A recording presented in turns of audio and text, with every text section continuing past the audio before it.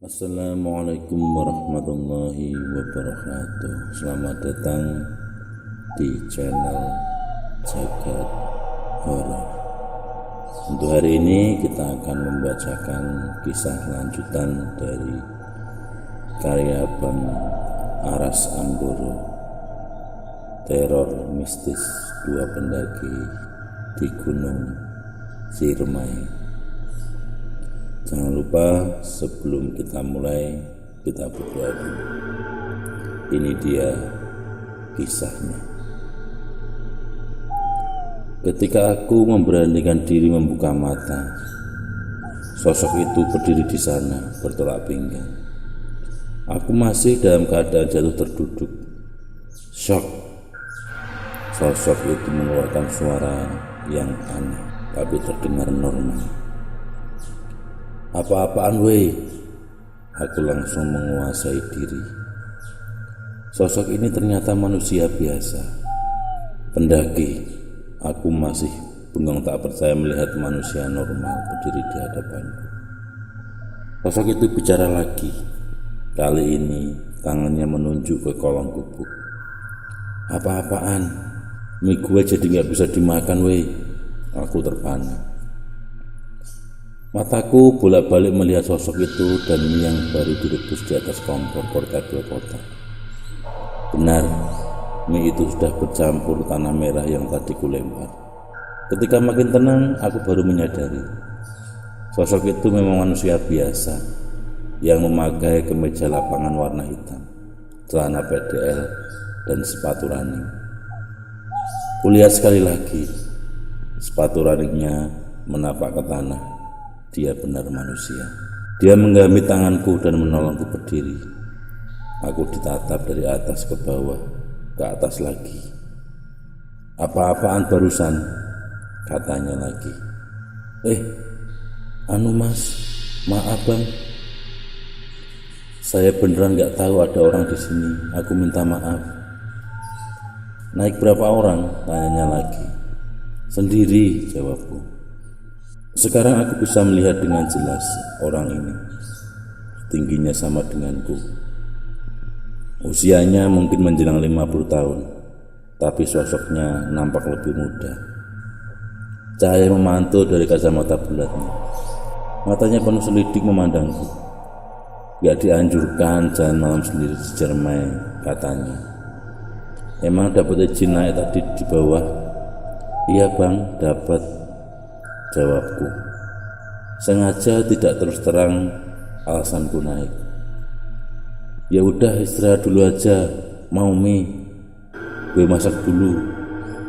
Yang tadi harus dibuang gara-gara lu. Barulah aku sekarang melihat dengan jelas. Di belakang gubuk ini dia menggelar matras. Karir besar berdiri menyandar di tiang kayu. Siapa nama lu? Dari mana? Katanya sambil menyalakan api di kompor. Saya Adi bang, dari Jakarta. Kalau abang? Jawabku. Sambil membelakangiku sibuk dengan kompor, dia menjawab. Gue Moka. Aku sama sekali tidak peduli dia dari mana. Aku sangat bersyukur bukan hanya aku sendiri di gunung ini. Rasa aman dan tenang menguasai dadaku. Setelah mie matang, dia mengeluarkan mangkok plastik dari karirnya, menuangkan sebagian mie untuk kumakan. Sedang dia sendiri memakan mie tadi langsung dari misting. Sambil makan, dia terus-terusan memperhatikanku. Setelahnya, dia mengeluarkan rokok kretek dari kantong bajunya, lalu mengisapnya dalam. Jadi lu orangnya ya? Katanya seakan berbicara pada diri sendiri. Gimana bang maksudnya? Tanyaku tak yakin arah pertanyaannya. Dia memandangku dengan tatapan kesal. Kalian tuh semua pendaki sama aja. Bisanya cuma ngotorin gunung, gak punya rasa hormat. Aku terperangah. Abang udah tahu ya? Mancep nitipin lu ke gua. Dia yang cerita semua. Mulai dari sini sampai atas lu bareng gue, katanya lagi. Mancep? Mancep siapa bang? Tanyaku bingung. Bocah emang gak ada hormat-hormatnya sama orang tua. Mancep yang dari kemarin nolongin lu sama temen lu. Kalau gak ada Mancep, temen lu pasti udah lewat dibawa ke alam lain, jawabnya ketus. Rupanya ibu tua yang terus-terusan menjaga aku di Cibunar itu namanya Mancep. Aku memang sama sekali tidak bertanya nama ibu tua itu. Juga bapak yang menjagaku.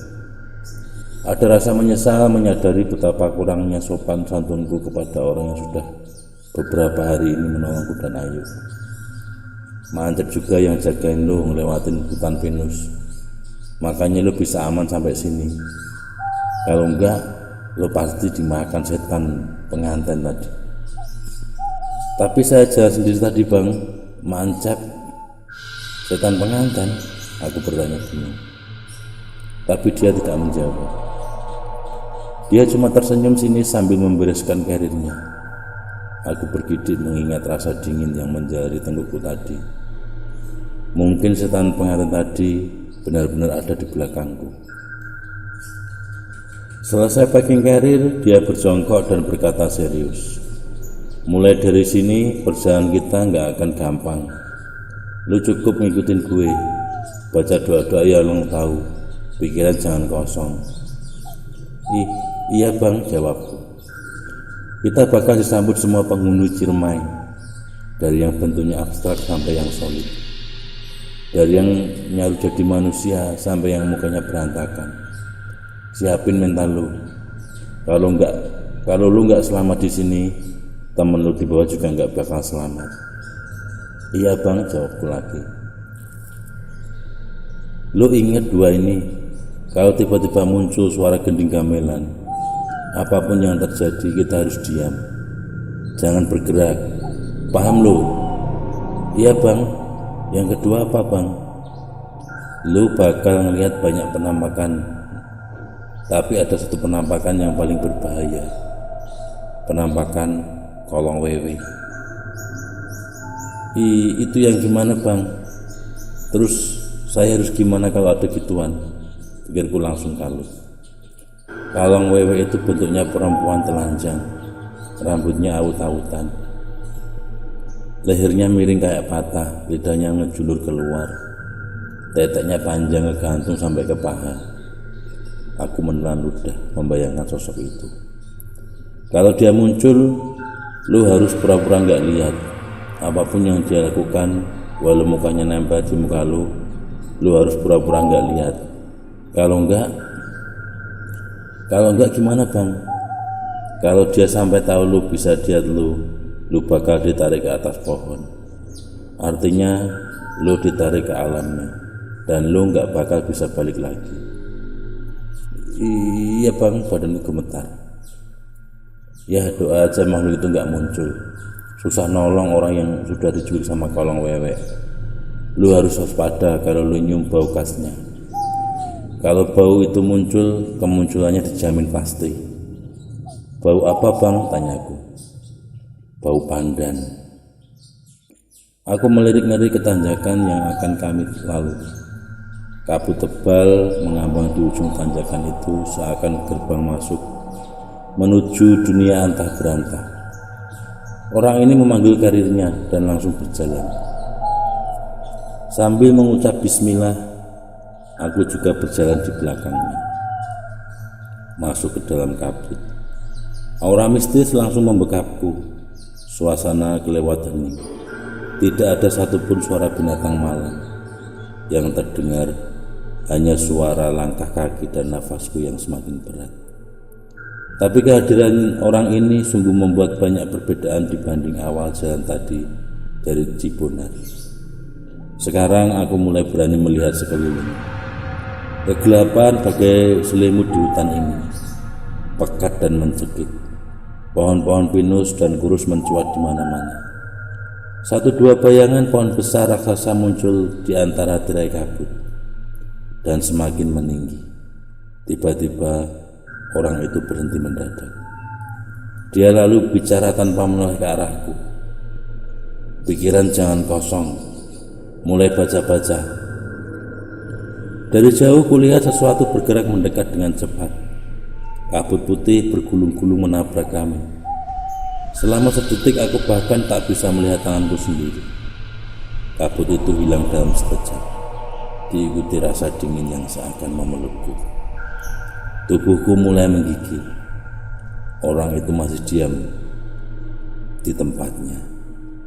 Aku langsung melihat apa yang membuatnya tak bergerak. Seekor kelabang sebesar paha orang dewasa. Makhluk itu merayap pelan, melintang menghalangi jalur.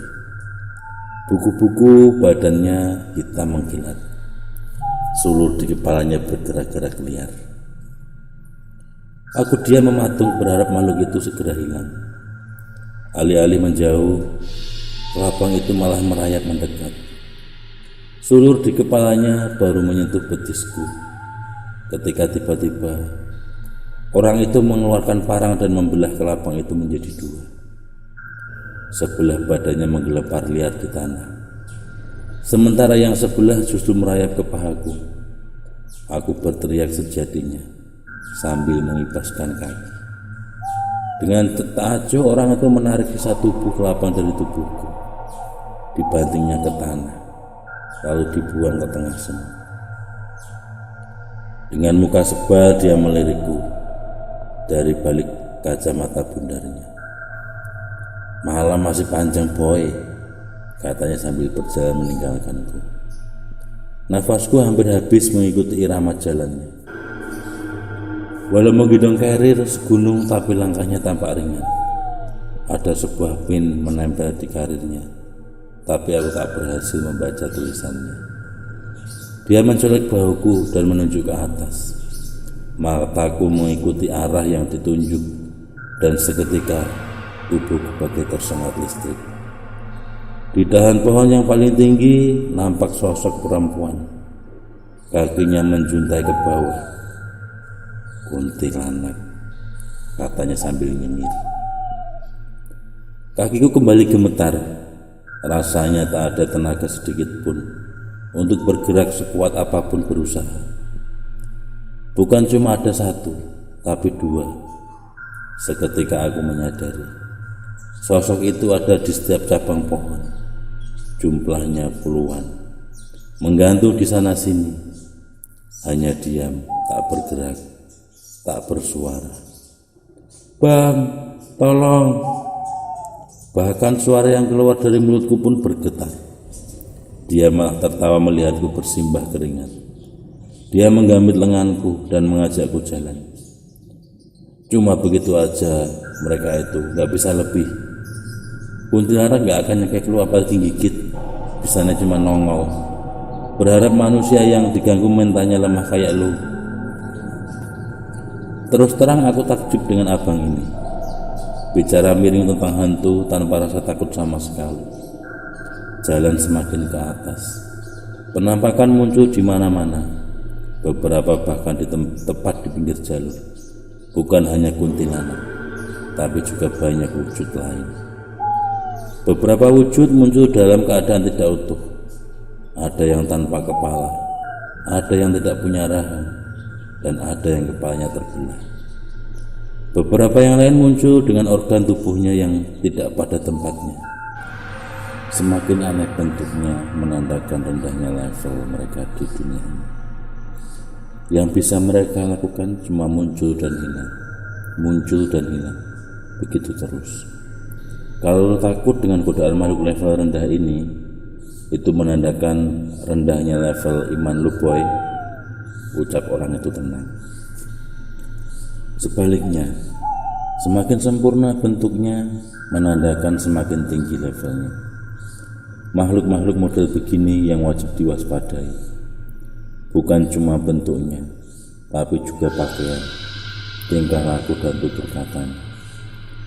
Setan-setan yang paling baik adalah setan-setan yang paling berbahaya boy, sambung orang itu. Kadang makin sulit membedakan manusia dengan setan. Dari belakang kulihat dia menyalakan rokok. Asapnya terlihat mengepul tipis. Bahkan dia bisa berjalan sambil merongkok, pikirku. Stamina orang ini luar biasa. Kuntilanak yang berdiri terlalu dekat di jalur disembur dengan asap rokoknya dan menghilang. Dari dulu gunung ini sudah tidak terhitung banyaknya pendaki yang hilang. Tiap generasi gak pernah kekurangan orang-orang gak punya etika kayak lu dan temen lu.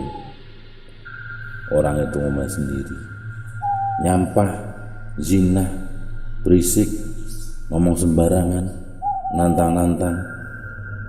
Di sebuah persimpangan kami berhenti. Jalan di sebelah kanan tampak sudah lama tidak dilewati. Bebatuannya berlumut, tanda jarang diinjak orang. Jalan yang di sebelah kiri terbuka lebar. Jalurnya tampak jelas seiring dilalui. Kalau lu terpaksa sendiri, jalan mana yang lu pilih? Tanya orang itu padaku. Kiri, jawabku dengan cepat. Lu mati, kata orang itu. Jalan yang sebelah kiri ini gak pernah ada. Di balik semak-semak ini cuma jurang, kuburan buat banyak pendaki. Aku terkesiap ketika menyadari kami tidak berhenti di persimpangan. Jalur sebelah kiri yang tadi kulihat sekarang berubah menjadi semak belukar. Kami meluruskan jalan, semakin ke atas penampakan semakin menjadi. Mereka juga semakin berani. Sebuah bayangan hitam menabrakku dan lewat begitu saja, dan meninggalkan bau amis darah. Bayangan lain meloncat-loncat dari pohon ke pohon. Nafas-nafas berat kadang menggeram, sering kali terdengar. Suara cekikan, tangisan, suara-suara bayi, dan ringgik kuda. Bau-bauan muncul dan hilang silih berganti. Bau busuk bangkai tercium dari bawah pohon tumbang, digantikan harum melati. Sesekali bau anyir darah menyergap. Orang itu tiba-tiba berhenti mendadak dan memberikanku aba-aba untuk diam. Semua bau-bauan itu hilang mendadak, diganti bau yang asing. Aku mencoba mengingat-ingat pernah mencium bau ini, entah di mana. Bulu kuduku langsung meremang. Kesadaran menyergapku.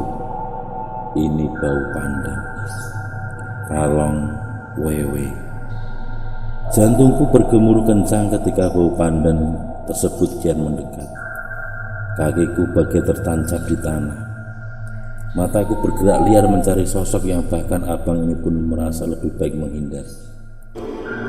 Dan jantungku seketika terasa dicabut. Sosok itu tepat berada di atasku. Wajahnya tertutup rambutnya yang acak-acakan. Tangannya yang penuh koreng dan bernanah menjuntai. Semakin kuat usahaku untuk diam, tubuhku semakin gemetar tak terkendali. Aku lalu menutup mata dan berusaha membayangkan apapun, sekedar untuk menghilangkan bayangan kalong wewe itu dari benakku.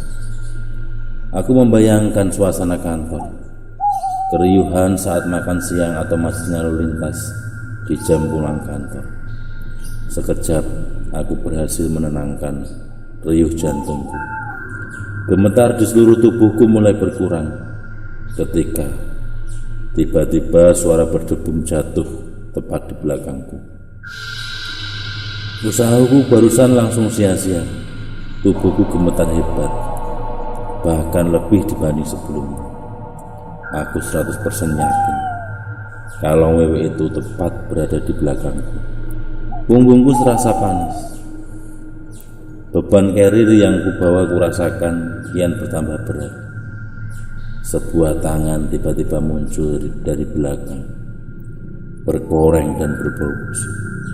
Kukunya yang panjang dan hitam mulai menyentuh pipiku. Di titik ini aku bahkan sudah tidak sanggup lagi menutup mata. Aku hanya bisa menatap ngeri ketika jari-jari kurus itu perlahan bergerak membelai pipiku dan seketika hilang. Jari-jari itu hilang begitu saja, tapi aku masih tidak berani bergerak. Firasatku mengatakan makhluk menjijikan itu masih ada di sekitar. Aku hanya tak tahu dia ada di mana. Ketika tiba-tiba aku melihat hal yang paling mengerikan sepanjang hidupku. Sebuah tangan mencengkram pinggangku dari bawah. Tangan yang satunya bergerak perlahan menggores perut, naik ke dada, hingga akhirnya mencengkram bahu. Dan perlahan sebuah wajah yang mengerikan muncul di antara dua tangan itu. Matanya menatap kosong ke mataku. Hanya mata kosong yang tersisa di wajahnya. Seluruh wajahnya hancur beranak. Dahinya penuh borok-borok besar dan siap meletuskan darah dan nanah kapan saja. Wajah itu terus naik. Matanya tetap terpaku ke mataku. Pelan dan pasti dia merayap di perutku, naik ke dadaku, leher, dan langsung tepat berada di wajahku.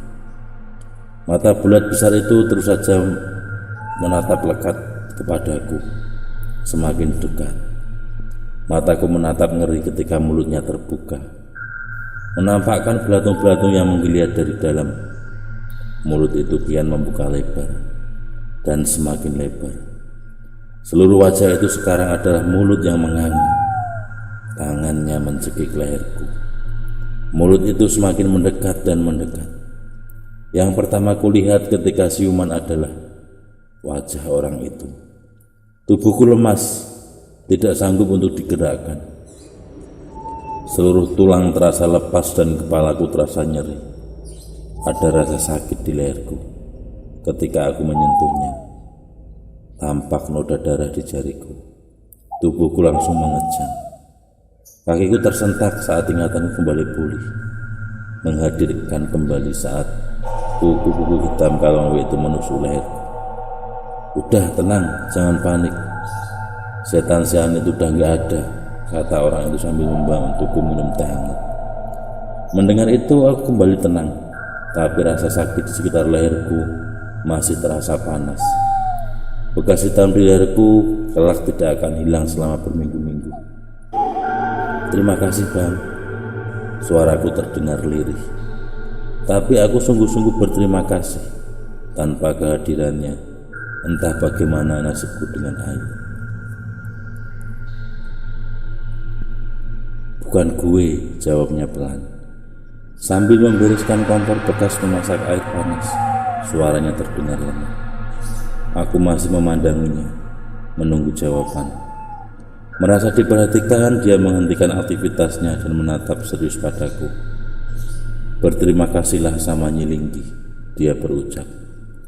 Aku masih menatapnya, bingung bagaimana bereaksi. Nyilinggi siapa Bang? Tanyaku. Dia tampak kesal dengan pertanyaanku. Emang kalian dasar bocah gak tahu adat? Nyilinggi itu orang yang rumahnya di Batu Lingga kalian kotorin. Aku masih tetap bingung dengan jawaban-jawabannya. Tapi orang kan Bang? Tanyaku lagi. Dia mendekat dan berbisik pelan di telingaku. Dia adalah penguasa Ciremai. Kami kembali berjalan. Semakin ke atas hutan semakin rapat. Pohon-pohon besar berdiri angker di segala penjuru. Sosok-sosok kuntilanak masih muncul di sana-sini, walau tidak sebanyak tadi. Sebagai gantinya banyak penampakan-penampakan baru berupa sosok-sosok menyerupai manusia biasa. Tidak ada aroma mengancam dari sosok-sosok itu.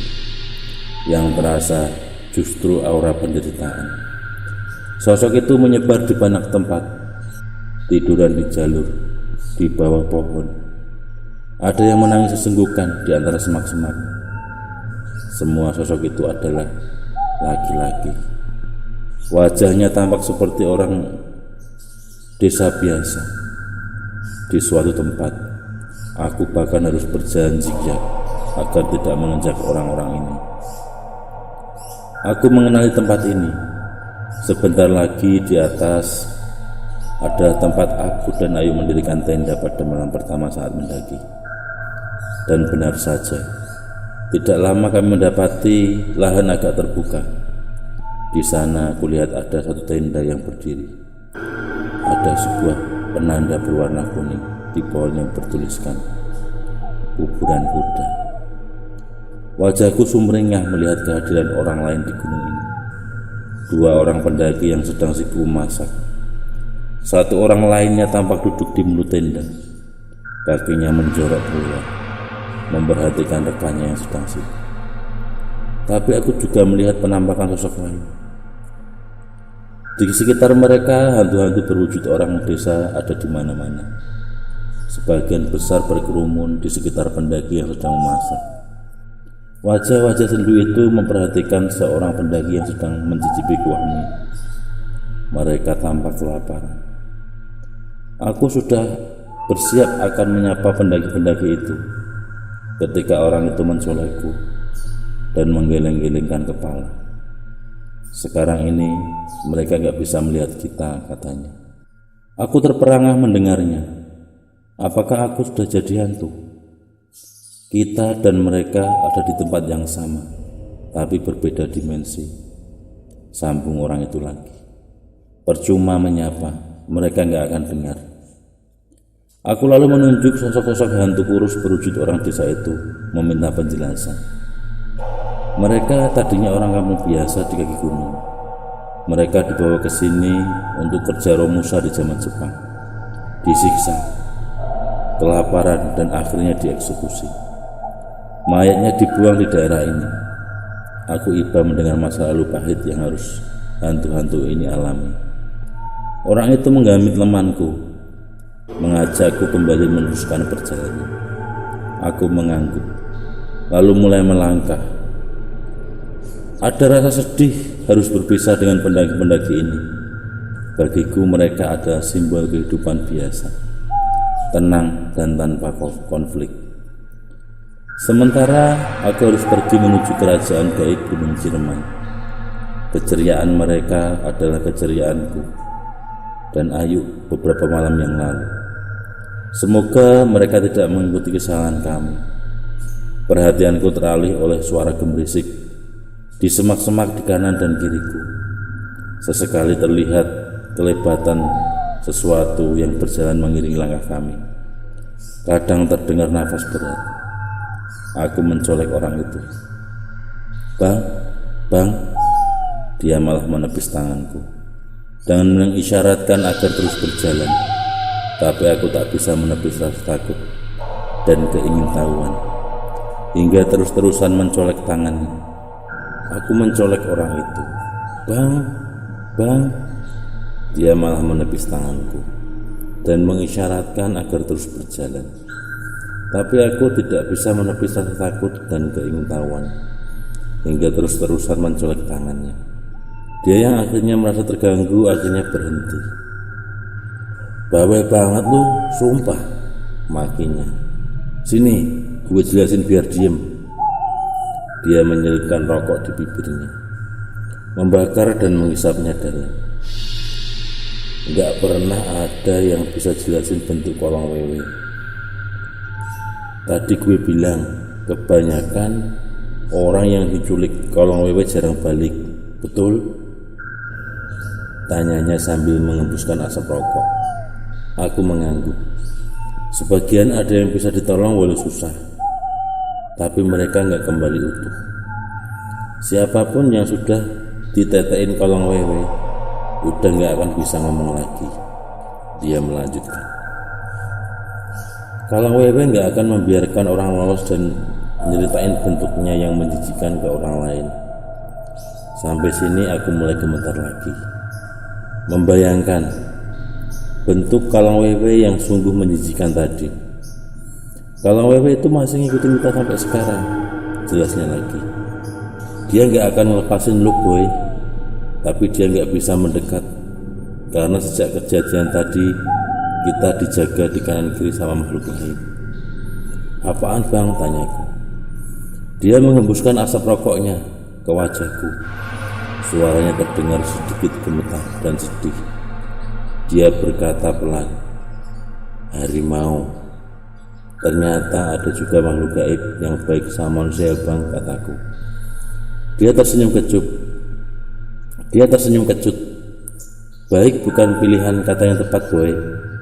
Dia kembali menghisap rokoknya. Terus bang, aku bertanya menyelidik. Buat ganti penjagaannya, Ada sesuatu yang harus dikorbanin. Bajuku basah oleh keringat. Kakiku mulai nyeri. Semakin ke atas, jalur yang harus kami lalui semakin curam. Tanjakan-tanjakan ini seakan tidak berakhir. Orang itu seringkali harus berhenti untuk menungguku yang mulai megap-megap karena kehabisan nafas. Jika sudah begitu, dia biasanya hanya merokok dan melihatku dengan sebal. Aku sudah hampir tidak peduli dengan harimau di kanan dan kiriku, atau kolong wewe yang pastinya sedang mengawasiku entah di mana.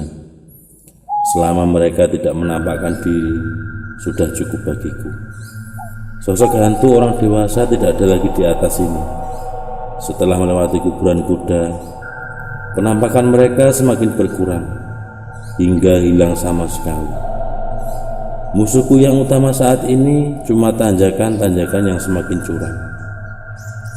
Di beberapa tempat aku bahkan harus menggunakan akar untuk membantuku naik.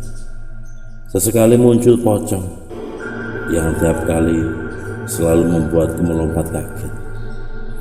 Kalau sudah begitu, biasanya orang itu tertawa terbahak-bahak kegirangan. Rupanya kepanikanku sudah menjadi hiburan buat dia. Bener kata abang tadi, setan-setan itu biasanya cuman muncul dan hilang, muncul hilang, gak bisa ngapa-ngapain, kataku dengan nafas tersengal-sengal.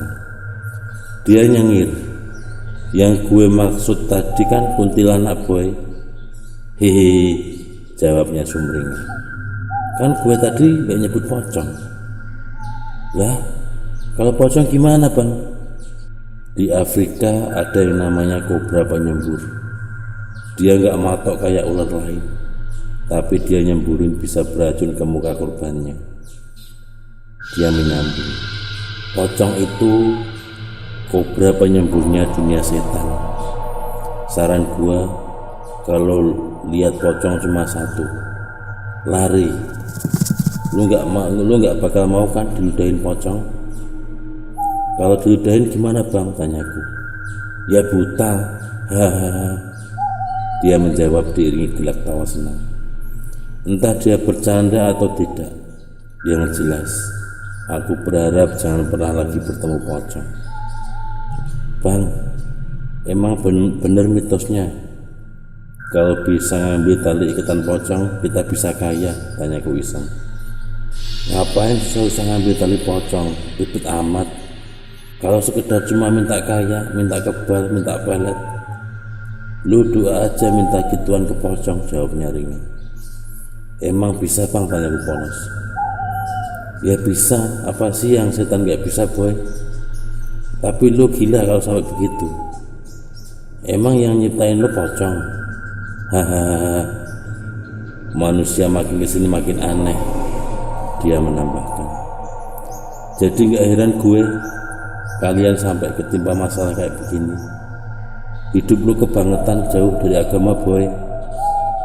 Aku terpenung mendengar jawabannya yang terkesan ngawur. Tapi ada kebenaran di situ. Memang betul, hidupku sudah melenceng jauh dari yang seharusnya. Aku bertekad dalam hati, jika bisa lolos dari sini, aku gak akan meninggalkan sholat. Lalu aku mendengar bunyi berdebum ringan. Suara benda jatuh. Dengan panik aku mencari sumber suaranya. Orang itu pun mendengar suara itu. Dengan mengikuti arah tatapannya, barulah aku melihat sumber suara berdebum itu. Dari tanjakan di depan kita, seonggok kepala tanpa tubuh tergeletak, bagai tersengat listrik ketika kepala itu berputar pelan dan menampakkan wajahnya. Mulutnya sobek sampai ke telinga, lidah panjangnya menjulur keluar dan bergerak-gerak mengerikan. Air liurnya menetes, matanya tertutup, pelan-pelan terbuka. Di balik kelopak mata itu tidak ada apa-apa, hanya lubang hitam, kosong tapi terlihat mengancam. Pelan, kepala itu terangkat ke udara, menampakkan sisa tubuhnya. Di tempat yang seharusnya leher sekarang tampak hanya tulang. Jaringan urat dan otot yang tampak basah membeli tulang itu tampak menggantung jeruan di perutnya.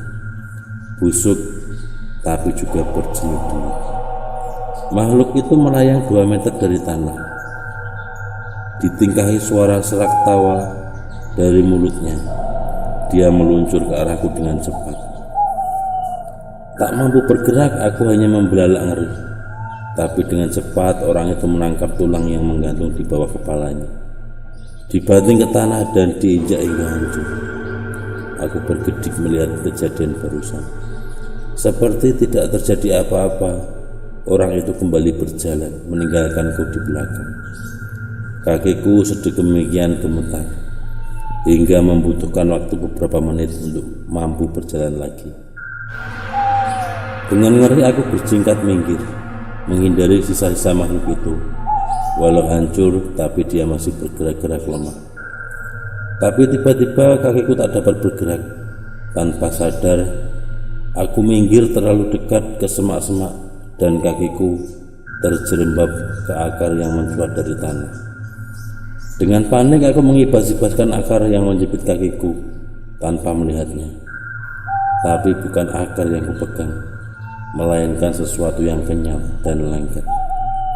Aku histeris seketika menyadari yang menahan kakiku adalah seonggok tangan putih pucat. Beberapa pasang tangan terlihat, putih pucat lain muncul dan menarikku ke semak-semak. Aku berusaha berteriak minta tolong, tapi tenggorokanku tercekat. Aku tak mampu mengeluarkan suara sedikit pun. Dengan kasar tubuhku ditarik makin ke dalam semak. Kurasakan sesuatu yang basah menempel di telingaku. Selang-seling di antara tawanya dia berbisik, "Mati, mati, mati." Lalu kegelapan total. Saat kesadaranku kembali, kulihat orang itu di depanku. Pipiku berdenyut sakit. Dia baru saja menamparku dengan keras. Aku terkejut karena aku belum bergerak sedikit pun dari tempat tadi aku berdiri. Gua bilang, pikiran jangan kosong. Di tempat begini lu gak boleh ngelamun, paham gak lu? Dia membentakku dengan keras. Aku mengangguk sambil mengusap-usap pipiku yang panas. Jantungku masih bergemuruh kencang, seakan tangan-tangan mayat tadi masih menempel di tubuhku. Orang itu menarikku dengan kasar. Beberapa langkah kami keluar dari jalur. Mengangat di depan kami ada jurang. Kami berdiri tepat di bibirnya. Angin dingin menabrak wajahku. Dalam kegelapan malam, jurang ini terlihat lebih mengerikan. Lalu ku dengar suara tangisan, juga teriakan-teriakan minta tolong dari dasar jurang ini. Hembusan angin mengacaukan sumber suaranya. Kadang terdengar jauh, kadang terdengar dekat. Itu teriakan minta tolong dari pendaki-pendaki yang hilang dan gak pernah ditemuin lagi katanya. Mereka salah apa bang? Tanyaku. Di gunung ini lo gak perlu salah apa-apa. Cukup bengong aja lo bisa hilang. Jangan salah boy, setan gak cuma bisa nyulik badan lo, mereka juga bisa nyulik jiwa lo. Makanya kalau gue ngomong dengerin, bentaknya lagi. Dia lalu jalan berbalik sambil kembali menarikku. Bang, itu tolongin dulu mereka bang, pintaku. Tapi dia tetap berjalan kembali ke jalur. Bukan urusan gua, jawabnya ketus. Sambil berjalan terseret karena tarikannya, aku terus-menerus menoleh ke belakang. Aku iba dengan pendaki-pendaki yang hilang itu. Dalam keadaanku sekarang, aku benar-benar memahami apa yang sedang mereka rasakan. Itu tadi karya dari Bang Aras Anggoro. Simak kisah lanjutannya di episode berikutnya. Terima kasih yang sudah menyimak. Jangan lupa subscribe, like, dan nyalakan lonceng notifikasinya. Tinggalkan kesan dan pesannya di kolom komentar. Terima kasih. Wassalamualaikum warahmatullahi wabarakatuh.